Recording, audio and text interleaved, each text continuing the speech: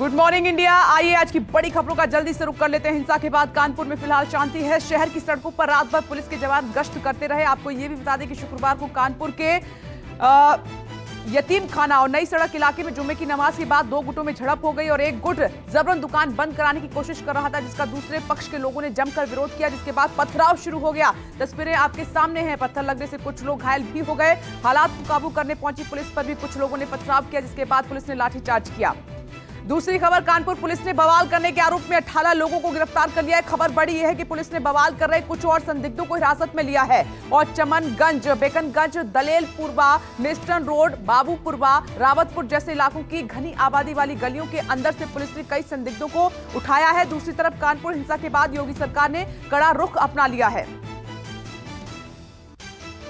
वहीं कानपुर हिंसा को लेकर सियासत भी शुरू हो चुकी है। एसपी प्रमुख अखिलेश यादव ने ट्वीट करके हिंसा के लिए बीजेपी सरकार की लचर कानून व्यवस्था को दोषी ठहराया है। अखिलेश यादव ने लिखा है कि पुलिस और खुफिया तंत्र की विफलता से कानपुर में जो अशांति हुई है उसके लिए भाजपा नेता को गिरफ्तार किया जाए। तो बीजेपी की तरफ से मुख्यमंत्री ब्रजेश पाठक ने अखिलेश को जवाब दिया और पाठक ने ट्वीट करके कहा है कि कड़ी कार्रवाई करने और बुलडोजर चलवाने की बात कही है। जम्मू कश्मीर में टारगेट किलिंग की आतंकी वारदात दिनों दिन बढ़ती जा रही है। दक्षिण कश्मीर के शोपियां में आतंकियों ने गैर स्थानीय मजदूरों पर ग्रेनेड से हमला किया है और आतंकियों के ग्रेनेड हमले से 2 गैर स्थानीय मजदूर जख्मी भी हो गए हैं। उन्हें अस्पताल में भर्ती कराया गया है। शोपियां के जैनापुरा के अलगर में आतंकियों ने ग्रेनेड से हमला किया है। जम्मू कश्मीर के अनंतनाग में एनकाउंटर में सुरक्षा बलों ने एक आतंकी को ढेर कर दिया। आतंकियों के हमले में सेना के 3 जवान और एक नागरिक भी जख्मी हुआ है। सभी घायलों को तत्काल एयरलिफ्ट कर श्रीनगर भेजा गया है और श्रीनगर में सेना के अस्पताल में सभी घायलों का इलाज जारी है। घायलों की हालत फिलहाल स्थिर बताई जा रही है। वहीं 2 से 3 आतंकियों के छिपे होने की अब भी खबर है। घाटी में लगातार हो रही टारगेट किलिंग पर गृह मंत्रालय में हाई लेवल मीटिंग हुई है। बैठक की अध्यक्षता केंद्रीय गृह मंत्री अमित शाह ने की। मीटिंग में एलजी मनोज सिन्हा, डीजीपी दिलबाग सिंह, रॉ के चीफ सामंत गोयल, आईबी प्रमुख अरविंद कुमार समेत एनएसए अजीत डोवल मौजूद रहे। जम्मू कश्मीर के हालात को लेकर पिछले 15 दिनों के अंदर होने वाली दूसरी बैठक थी और बैठक में कश्मीर के हालात की समीक्षा हुई है। केंद्रीय गृह मंत्री अमित शाह आज चंडीगढ़ के दौरे पर जाएंगे, जहां वो बीजेपी मुख्यालय में पार्टी कार्यकर्ताओं के साथ बैठक करेंगे। गृह मंत्री अमित शाह यहां पर दोपहर 3 बजे से लेकर शाम 6 बजे तक रहेंगे और अमित शाह पंजाब बीजेपी अध्यक्ष अश्वनी शर्मा, प्रदेश बीजेपी पदाधिकारियों, प्रदेश कोर ग्रुप, जिला अध्यक्षों और महामंत्रियों के साथ साथ अलग बैठकें करेंगे। अमित शाह पंजाब के मौजूदा राजनीतिक हालात पर पदाधिकारियों के साथ चर्चा करेंगे, वहीं उनका मार्गदर्शन भी होगा। कांग्रेस नेता राहुल गांधी की अपील को ईडी ने मान लिया है। नेशनल हेराल्ड केस में ईडी ने राहुल गांधी को 13 जून को पेश होने के लिए समन जारी कर दिया है। राहुल गांधी फिलहाल देश से बाहर हैं और उन्होंने ईडी से अपील की थी कि उन्हें 5 जून के बाद किसी भी दिन पेश होने की तारीख दे दी जाए। उनकी अपील मानते हुए पेशी की तारीख आगे बढ़ा दी गई है और नया समन जारी किया गया है। इससे पहले ईडी ने राहुल गांधी को 2 जून को तलब किया था, लेकिन विदेश में होने की वजह से वो पेश नहीं हो पाए थे। ज्ञानवापी मस्जिद को लेकर चल रहे विवाद के बीच अब संत शंकराचार्य स्वामी स्वरूपानंद सरस्वती ने बड़ा ऐलान कर दिया। शंकराचार्य स्वरूपानंद ने अपने शिष्यों को ज्ञानवापी मस्जिद में मिले कथित शिवलिंग के पूजन करने के आदेश दिए हैं, निर्देश दिए हैं। शंकराचार्य स्वरूपानंद के शिष्य स्वामी अभिमुक्तेश्वरानंद ने ज्ञानवापी में मिले कथित शिवलिंग की पूजा करने का ऐलान कर दिया है और वहीं उनकी अगुवाई में आज साधु संत कथित शिवलिंग का जलाभिषेक करेंगे।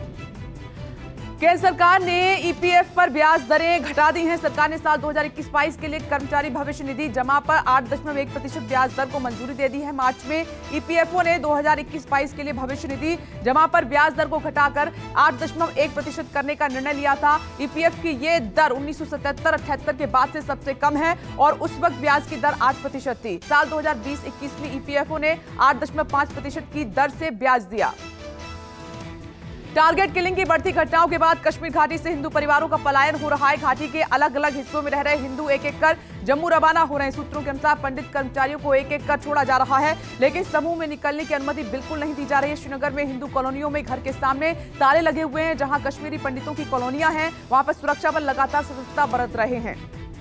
टारगेट किलिंग से नाराज कश्मीरी पंडितों ने खीर भवानी मेले का बहिष्कार करने का ऐलान कर दिया है और आपको बता दें कि धार्मिक सद्भाव और कश्मीरियत का प्रतीक है खीर भवानी मेला। खीर भवानी मेला 8 जून को होना है और इस मेले में इंतजाम के लिए मुस्लिम समुदाय के लोग भी मदद करते हैं। आपको बता दें कि पिछले 26 दिन में 10 लोगों की हत्या हो चुकी है।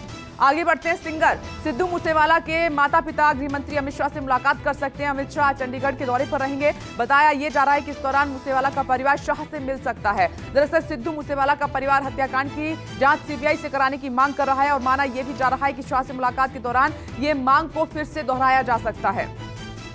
सिद्धू मूसेवाला केस को सीबीआई को ट्रांसफर करने की याचिका सर्वोच्च न्यायालय में दाखिल की गई है। पंजाब के भारतीय जनता पार्टी के नेता और पंजाब चुनाव में मानसा के सरदुलगढ़ से बीजेपी प्रत्याशी रहे जगजीत सिंह मिल्खा ने सर्वोच्च न्यायालय में याचिका दाखिल की है। मिल्खा ने मांग की है कि सिद्धू मूसेवाला केस की जांच सीबीआई करे।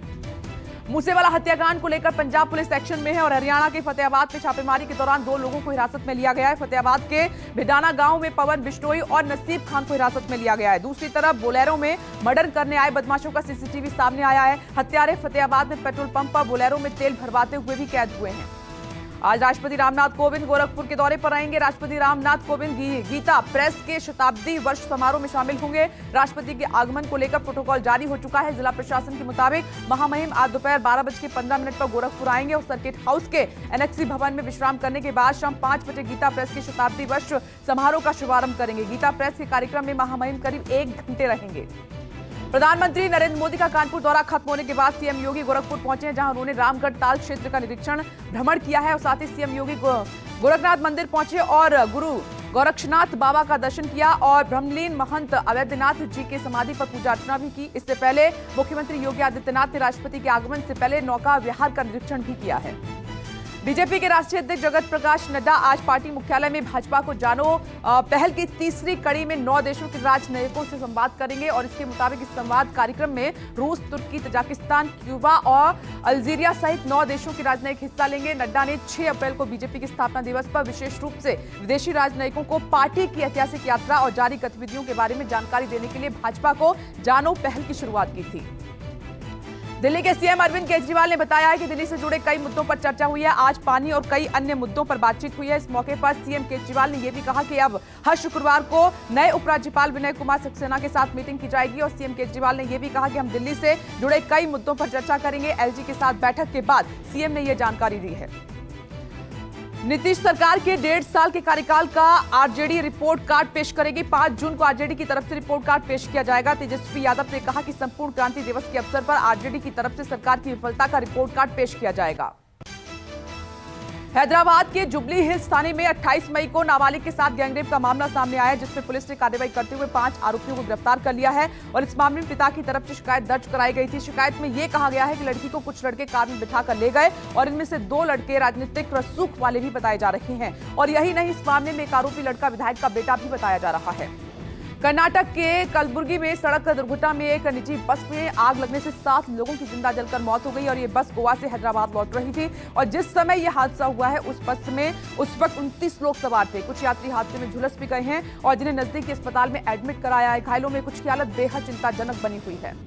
दिल्ली के जवाहरलाल नेहरू विश्वविद्यालय के जंगल में पेड़ से लटकी हुई एक लाश मिलने से कैंपस में सनसनी फैल गई है। दरअसल दिल्ली पुलिस को सूचना मिली कि जेएनयू कैंपस में एक व्यक्ति पेड़ से लटका हुआ है। पुलिस जेएनयू कैंपस के जंगल में पहुंची और शव को कब्जे में लेकर जांच शुरू कर दी है। लाश पूरी तरह से डिकम्पोज हो चुकी थी। फिलहाल ये पता नहीं चल पाया है कि लाश आखिरकार किसकी है। भारतीय नौसेना में 32 साल सेवा देने के बाद 2 कॉर्वेट युद्धपोत रिटायर हो गए हैं। आईएनएस निशंक और आईएनएस अक्षय मुंबई के नौसैनिक डॉकयार्ड पर रिटायर हुए हैं और आईएनएस निशंक को 12 सितंबर 1989 में भारतीय नौसेना में शामिल किया गया था और यह वीर क्लास कॉर्वेट शिप है। आईएनएस अक्षय को 10 दिसंबर 1990 में नौसेना में शामिल किया गया था। विदेश मंत्री एस जयशंकर ने रूस से तेल खरीद के फैसले को फिर से सही ठहराते हुए कहा कि हमारी विदेश नीति किनारे बैठे रहने वाली नहीं है। विदेश मंत्री ने कहा कि अगर हमारा रूस से तेल खरीदना उसे युद्ध के लिए पैसा मुहैया कराना है तो यूरोपीय देशों का रूस से गैस खरीदना किस नजरिए से जायज है। एस जयशंकर ने यूरोपीय देशों को इस मानसिकता से निकलने की सलाह दी और कहा कि उनकी जो समस्या है वहीं बाकी दुनिया की भी समस्या बनी हुई है, उस तरफ ध्यान देना चाहिए, ना कि भारत के बारे में इस तरह की बातें करना ठीक है।